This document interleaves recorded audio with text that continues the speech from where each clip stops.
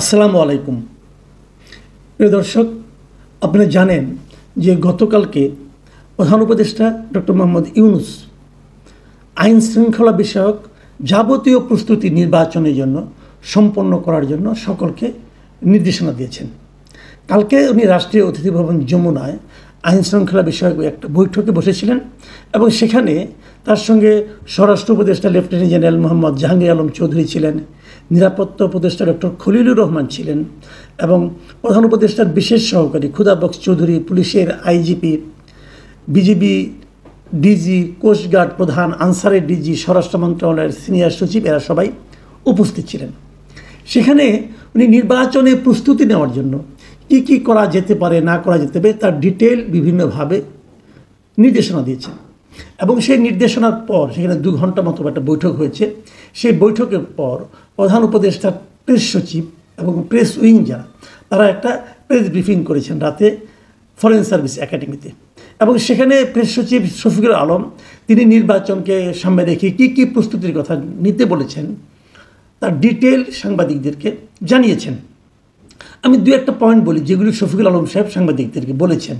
তিনি কী নির্বাচন নিতে বলেছেন প্রস্তুতি, যে আইন শৃঙ্খলা বাহিনীতে প্রায় 17,000 লোকবল নিয়োগ দেওয়া হচ্ছে, তাদের নিয়োগ প্রক্রিয়া প্রশিক্ষণ এই সময়ের মধ্যে শেষ করতে হবে, মানে কোন সময়ের মধ্যে, ডিসেম্বরের মধ্যে শেষ করতে হবে, মানে ডিসেম্বরের মধ্যেই সব কিছু প্রস্তুতি সম্পন্ন করার জন্য প্রধান উপদেষ্টা নির্দেশনা দিয়েছেন। এবং এই যে ডিসেম্বরের মধ্যে শেষ করতে বলেছেন, এই যে প্রস্তুতিটা শেষ করতে বলেছেন, এটা কবে নির্বাচনের জন্য? উনি বলেছেন ফেব্রুয়ারি অথবা এপ্রিলের যদি নির্বাচন হয় তার জন্য যেন তারা সব ধরনের প্রস্তুতি ডিসেম্বরের মধ্যে শেষ করে। এই পয়েন্টটা আমি একটু পরে আসছি। তার আগে এই প্রস্তুতির বিষয়গুলো নিয়ে একটু আমি আলোচনা করতে চাই।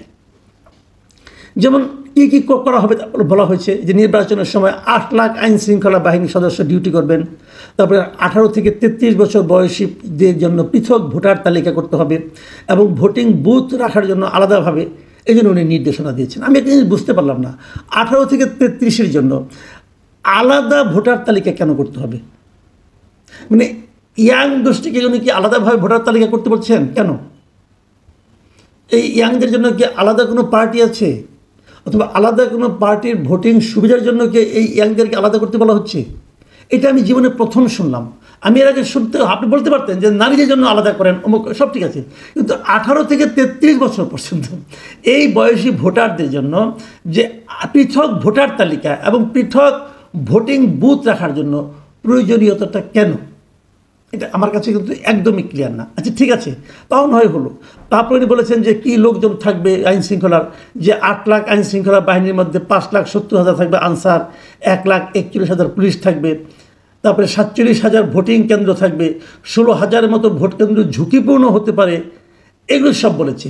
আগে নির্বাচনের সময় 4 দিন আইন শৃঙ্খলা বাহিনী মোতায়েন থাকতো, সেটি এবার 7 দিন করা হচ্ছে, এইগুলিও উনি বলেছেন।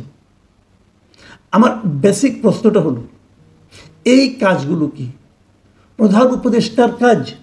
তাহলে নির্বাচন কমিশনের কাজ কোনটা? নির্বাচনের সময় কোন কোন কেন্দ্রগুলি ঝুঁকিপূর্ণ হবে এটা নির্ধারণ করবে কি নির্বাচন কমিশন, নাকি প্রধান উপদেষ্টার উইং, নাকি প্রধান উপদেষ্টার অফিস? নির্বাচনটা কি প্রধান উপদেষ্টা করবেন নাকি নির্বাচন কমিশন করবেন?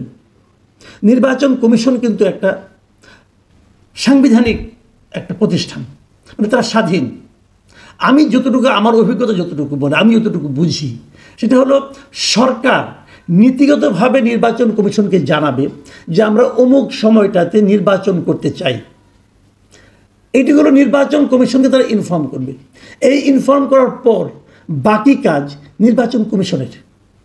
নির্বাচন কমিশন সিদ্ধান্ত নেবে তারা কিভাবে নির্বাচনটা সম্পন্ন করবে।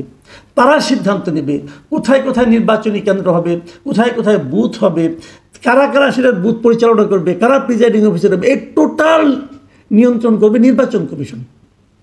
এবং ওই সময়ে কোথায় কাকে বদলি করতে হবে সেটাও নির্ধারণ করবে নির্বাচন কমিশন।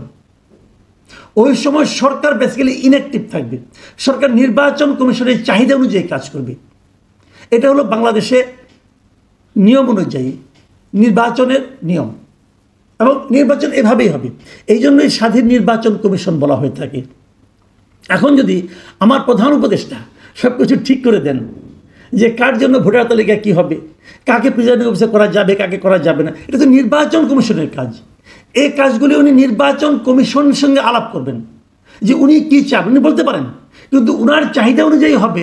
তাহলে আগের প্রধানমন্ত্রী শেখ হাসিনার চাহিদা অনুযায়ী নির্বাচন কমিশন নির্বাচন করেছিলেন, সমস্যাটা কোথায়? তাহলে তো হবে না। সরকারে যিনি আছেন তিনি নির্বাচনের সময় নির্বাচন কমিশনের চাহিদা অনুযায়ী কাজ করবেন, সরকারের চাহিদা অনুযায়ী নির্বাচন কমিশন কাজ করবে না। তাহলে সেই নির্বাচন অবাধ ও নিরপেক্ষ হবে না। এটি বেসিক ফর্মুলা। যদি উনি কি চান সেটা উনি আইন শৃঙ্খলা বাহিনীর সঙ্গে বলছেন কেন? আইন শৃঙ্খলা বাহিনীকে তো নিয়ে বসবেন নির্বাচন কমিশন, আর প্রধান উপদেষ্টা বসবেন নির্বাচন কমিশনারের সঙ্গে। আমার কাছে এটা ক্লিয়ার না। নির্বাচনে আইন শৃঙ্খলা পরিস্থিতি নিয়ে উনি মিটিং করেছেন, এখানে কিন্তু নির্বাচন কমিশনের কেউ নাই। কেন থাকবে না? নির্বাচন কমিশন তো বলবে যে একটা নির্বাচন করার জন্য তার কি কি দরকার, সেই চাহিদা পূরণ করার দায়িত্ব হলো সরকারের। সেটা কি এখানে হয়েছে? হয়নি।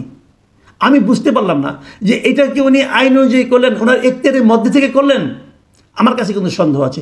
খুব বাহাদুরি নিয়ে এই বিষয়টা প্রচার করা হলো। আমি বুঝতে পারলাম না সেই সংবাদ সম্মেলনে যে সমস্ত সাংবাদিকরা ছিলেন তারা কেন এই প্রশ্নটা করলেন না। আমার কাছে এটাও একটা বিস্ময়কর ঘটনা মনে হয়েছে। কিন্তু আমি আরেকটা কথা বলি, উনি বলেছেন সবাইকে প্রস্তুতি নেওয়ার জন্য যে ডিসেম্বরের মধ্যে প্রস্তুতি শেষ করতে হবে নির্বাচনের।